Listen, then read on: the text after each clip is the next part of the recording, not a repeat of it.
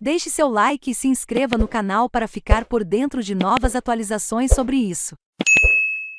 A Justiça Militar foi cúmplice das torturas da ditadura, por Cid Benjamin. Regime de exceção para a consolidação da democracia no país. É preciso que venham à tona os crimes cometidos pela repressão da ditadura contra seus adversários políticos. Só assim serão criados anticorpos, para que aquela barbárie não se repita a partir do trabalho do historiador Carlos Fico e de uma matéria da jornalista Miriam Leitão. Voltou à pauta na semana passada a tortura de presos políticos na ditadura e o papel da justiça militar no aparato de repressão. Dou, então, aqui um depoimento pessoal que ajuda a esclarecer o papel que ela cumpriu nos chamados anos de chumbo. Fui preso em 21 de abril de 1970. Segundo o DOI-CODE, eu seria o responsável pelo setor armado do MR-8, e individualmente, o militante que tinha participado do maior número de ações de guerrilha urbana no Rio de Janeiro até então. Mais ou menos uns 20 dias depois, período em que estive sempre incomunicável, fui retirado da cela em que estava recolhido, vestido com roupas e sapatos de outros presos, pois já não tinha mais os meus, e levado para um local que, a princípio, não tinha como identificar. Era a primeira auditoria do Exército. Só nesse dia a minha prisão foi legalizada. Até então não havia registro oficial dela.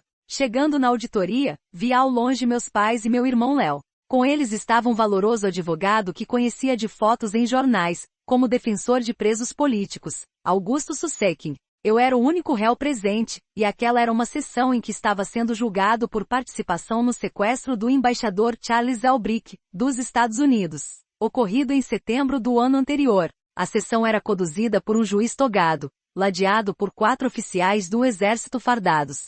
Identifiquei um deles, porque acompanhava futebol, e ele participava da comissão técnica da seleção brasileira. Era um capitão de nome José Bonetti. Não me foi dado o direito de falar com meu advogado antes daquela sessão. Aliás, só pude saber o que acontecia ali quando o juiz passou a palavra para o promotor. Este último leu uma extensa peça de acusação, na qual eu e outros companheiros éramos acusados de ter executado o sequestro de Albright. Terminada a leitura, para minha surpresa o juiz perguntou se eu admitia ser culpado do que era acusado. Já tinha resolvido admitir em juízo a minha militância política, contra a ditadura e a participação no sequestro, que por sua repercussão, permitiria fazer algum proselitismo, mas negaria qualquer envolvimento nas demais ações armadas de que era acusado. Disse então que sim, que reconhecia a minha participação no sequestro, mas não corroborava a acusação a qualquer outro nome citado pelo promotor. Para minha surpresa, porém, em seguida o juiz perguntou se eu gostaria de dizer algo mais. Diante da oportunidade, fiz um discurso denunciando a ditadura e descrevendo com minúcias as torturas sofridas. Disse que tinha muitas marcas no corpo, inclusive queimaduras nos órgãos genitais, pois os choques elétricos que tinha sofrido eram muito fortes e prolongados, com os fios presos ao meu corpo. Por isso, além das marcas de pancadas as mais variadas, em muitos lugares a pele estava queimada devido aos choques. O mal-estar tomou conta do ambiente. Afinal, estavam ali apenas militares ligados ao DOI-CODE e à Justiça Militar, além de meus parentes. À medida que eu falava, o juiz ia reproduzindo as minhas palavras para que um escrivão as datilografasse, mas omitia as partes mais contundentes. O constrangimento era geral. Quando cheguei ao fim, meu advogado fez um pedido de exame de corpo de delito, direito reconhecido a qualquer preso que alega maus tratos. O promotor se alvoroçou e solicitou que o pedido não fosse atendido. Segundo ele, eu havia resistido à prisão, o que era verdade, e as marcas que tinha no corpo poderiam ser resultado da briga, que travei com os cerca de 20 agentes do DOI-CODE que me prenderam.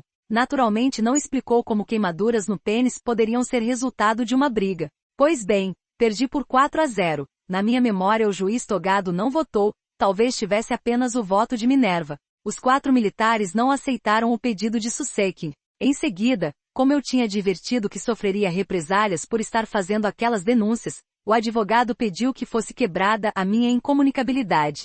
Seria uma defesa contra novas violências. Mais uma vez o promotor interveio pedindo que a solicitação não fosse aceita.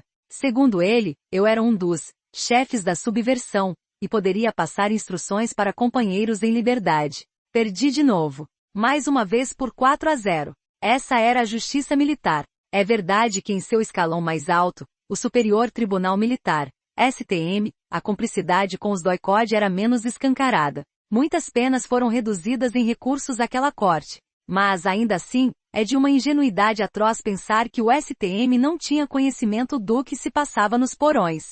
E, é preciso afirmar com todas as letras, quase sempre foi omisso. Esta é a verdade dos fatos. Por fim, deve ser dito que, para a consolidação da democracia no país, é preciso que venham à tona os crimes cometidos pela repressão da ditadura contra seus adversários políticos. Só assim serão criados anticorpos para que aquela barbárie não se repita, e o país não corra o risco de voltar a eleger um facínora defensor da tortura para a presidência da República.